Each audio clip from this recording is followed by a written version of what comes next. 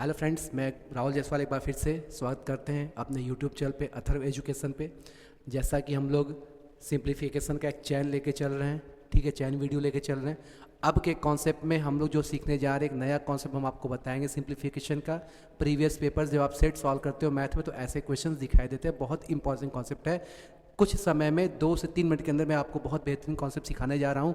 Concept ये है कि कह देता है if a plus 1 by a is equal to 2, then find a to the power m plus 1 by a to the power n is equal to what। ठीक है, कभी भी a plus 1 by a की वैल्यू 2 दिया हो तो आपको कुछ भी पूछे तो इसको बनाने का सॉल्यूशन क्या होगा, बस सॉल्यूशन को आपको माइंड सेट करना है। इसके सॉल्यूशन में आपको करना ये है कि a के जगह पर आपको 1 पुट कर देना है।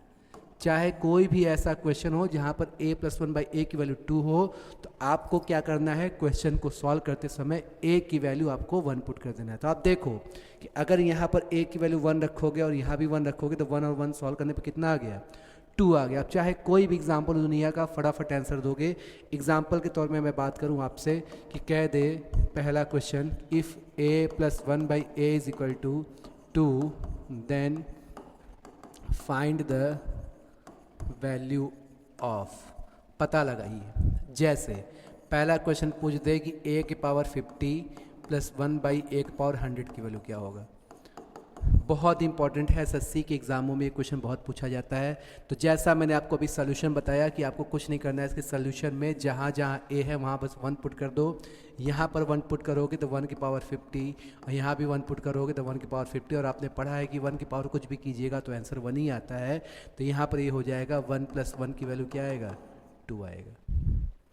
ठीक है, अगर मैं सेकेंड कॉन्सेप्ट पूछूं कि पूछ दे कि a की पावर 36 माइनस 1 बाई a की पावर 36 की वैल्यू क्या होगा, तो आपको कुछ नहीं करना है, जहाँ जहाँ a है वहाँ 1 पुट करते जाओ। तो आप देखो कि यहाँ पर जब 1 रखिएगा तो 1 की पावर 36 की वैल्यू क्या होगी, 1 होगी।